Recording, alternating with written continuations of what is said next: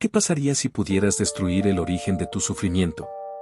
Si matar a tu abuelo pudiera borrar una línea de sangre maldita. Esta es la historia de Martín, quien desafió las leyes del universo para acabar con su legado, pero el tiempo nunca olvida. Y menos cuando intentas burlarlo. Mi nombre es Martín. Durante años, creí que mi familia estaba maldita. Mi madre perdió la cordura. Mi hermano desapareció. Mi padre simplemente dejó de hablar un día, y nunca volvió a ser el mismo.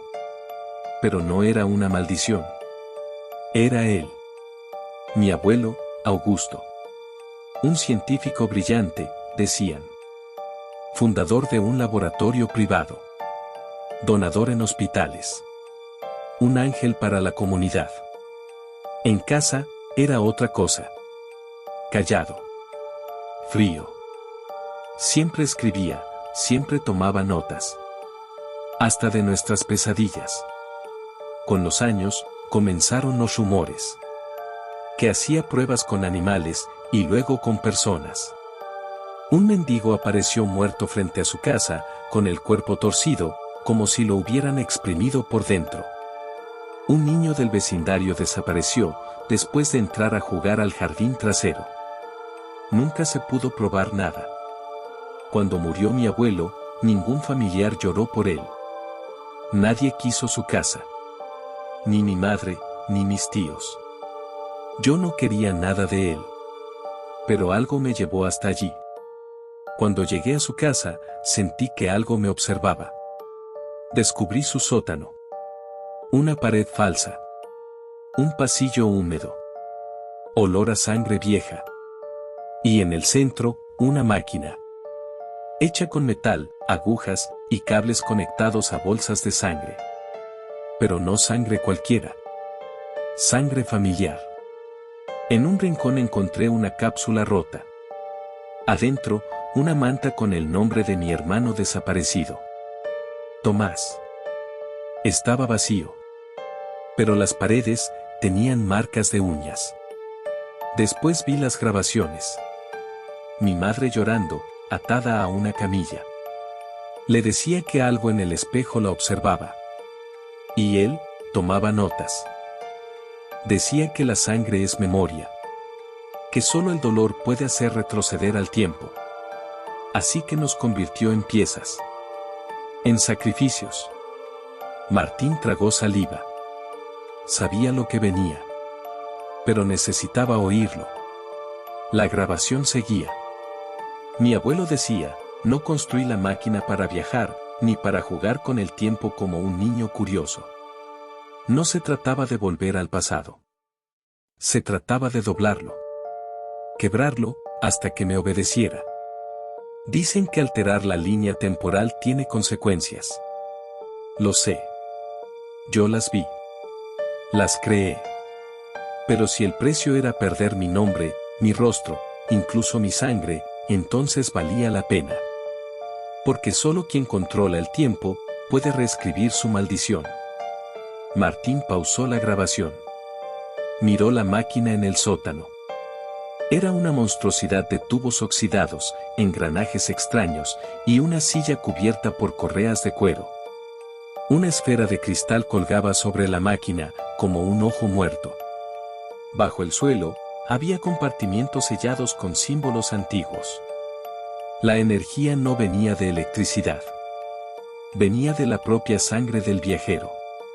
Martín apretó los puños. Todo cobraba sentido ahora. La forma en que su familia se había destruido. Las desapariciones. Las alucinaciones de su madre. El miedo en la voz de su padre. Todo venía de él. De Augusto. El monstruo disfrazado de hombre. El científico que jugó con la estructura del tiempo, y que pagó su arrogancia con generaciones de dolor. Martín se acercó a la máquina. Conectó los cables. Colocó su muñeca en la aguja. El tubo comenzó a llenarse de su sangre. Las luces parpadearon.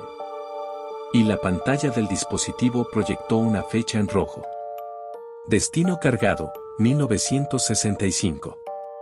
Augusto aún no ha comenzado. Y en ese momento, Martín lo supo. No lo hacía por venganza, ni por justicia. Lo hacía para corregir el origen del dolor. Para borrar al demonio, antes de que se formara. Cuando la máquina se activó, hubo un colapso. El tiempo se cerró sobre sí mismo, como una herida que se niega a sanar. Y luego, en un instante imposible de medir, desperté. Las calles olían a tabaco, gasolina y tiempo fresco. Era todo tan real, y al mismo tiempo, tan frágil. Yo tenía una nueva identidad. Documentos falsos, ropa de época, un acento controlado. Me llamaba Elías Figueroa. Un joven aspirante a físico, que decía admirar el trabajo del joven Augusto. Mi abuelo. Pero no era admiración. Era cacería. Augusto tenía unos 27 años. Elegante. Ocurrente. Sonrisa fácil. Mirada fría como el fondo del mar. Nadie lo notaba. Pero yo sí. Lo vi manipular a un colega para robarle una patente. Lo vi matar a un gato por entrar a su laboratorio. Lo vi mirar a una mujer, como si ya supiera el año exacto de su muerte. Durante semanas lo estudié. Sus horarios. Sus hábitos. Sus debilidades. Le hablé de teorías que aún no existían. Y vi cómo sus ojos se encendían. Como si supiera que yo era algo más. Eres interesante, Elías, me dijo una noche. Me recuerdas a alguien que aún no conozco. Esa frase me heló la sangre. ¿Me reconocía? ¿O simplemente estaba oliendo el eco de su propio futuro? El 17 de octubre. Una noche sin luna. Le propuse ver un descubrimiento escondido en un callejón cerca del barrio antiguo. Él aceptó sin dudar. Demasiado confiado. Demasiado parecido a mí. Caminamos juntos por calles húmedas. En silencio. Cada paso era una cuenta regresiva. Y cuando llegamos al callejón, ¿dónde está lo que ibas a mostrarme, Elías? Me quedé en silencio.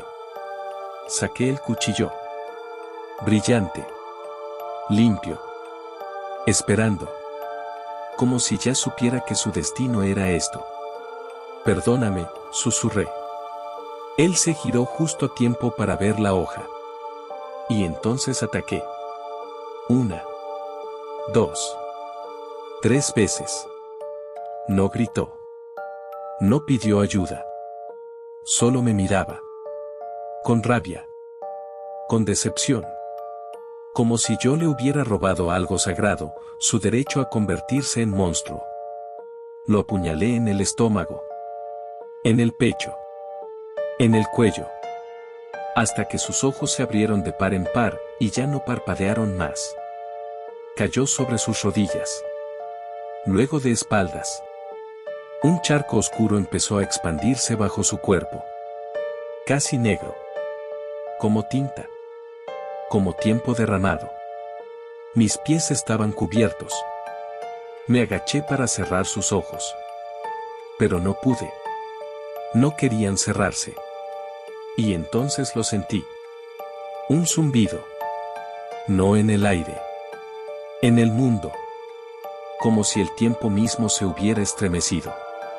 Como si acabara de romper el vidrio más frágil del universo.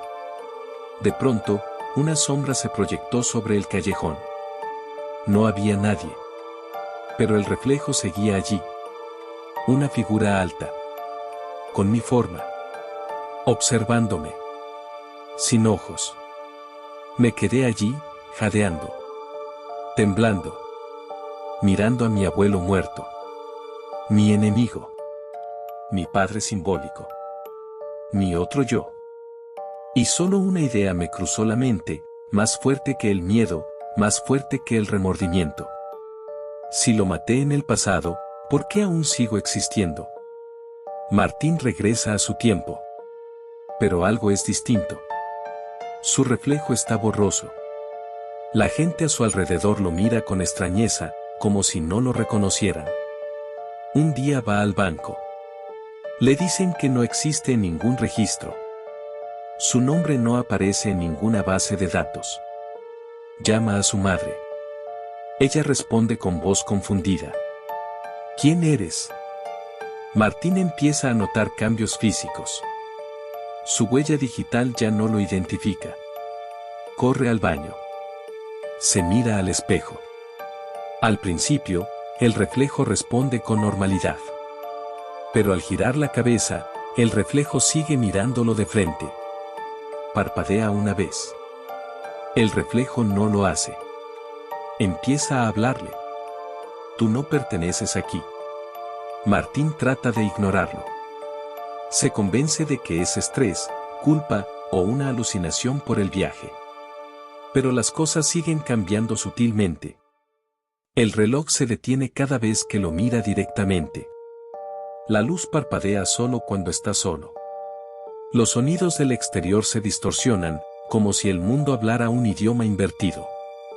Una noche, se despierta. En su habitación, una figura idéntica a él, de espaldas. La llama. No responde. Cuando se acerca, la figura gira lentamente, y no tiene rostro. Y lo peor, no puede dormir. Cada vez que cierra los ojos, sueña con sí mismo, pero más viejo, más deformado.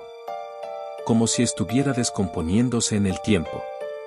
En sus pesadillas aparece una figura con su rostro, pero sin ojos. Esa figura lo llama. Soy lo que queda de ti cuando matas tu raíz. Soy el hueco que creaste.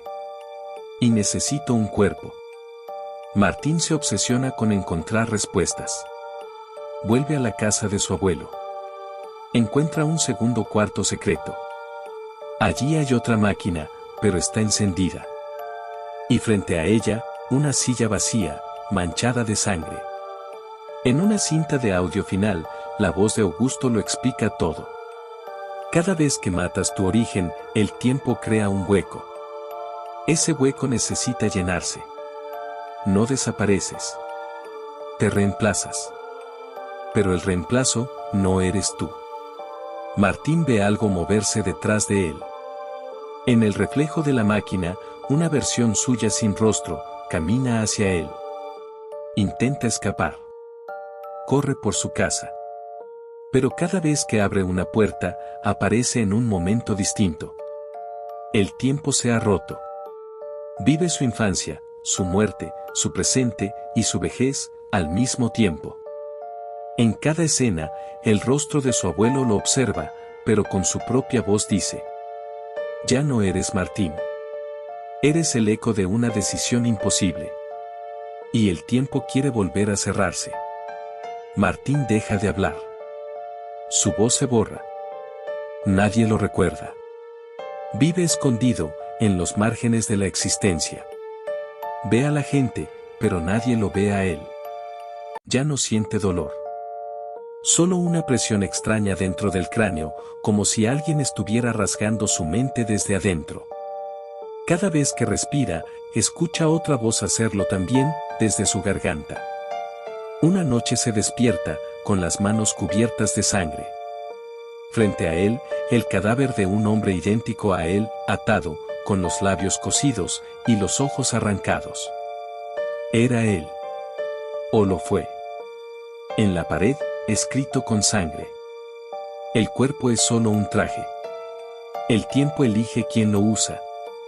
Martín corre hacia el baño. Se mira en el espejo. Su rostro comienza a cambiar. No poco a poco. No lentamente. Sino como si estuviera despegándose, como una máscara de carne. Debajo de su piel, no hay hueso. Hay otro rostro. Uno que sonríe. Uno que ya no es humano. Y entonces lo recuerda. Él no viajó al pasado para matar a su abuelo. Fue enviado. Por algo más. Por la sombra detrás del tiempo. No fui el asesino. Fui el cuchillo que algo más decidió usar. Ahora que la historia ha terminado. Hay cosas que solo se revelan cuando apagas la luz. Apóyanos con tu suscripción y cuéntanos en los comentarios qué viste tú en la oscuridad.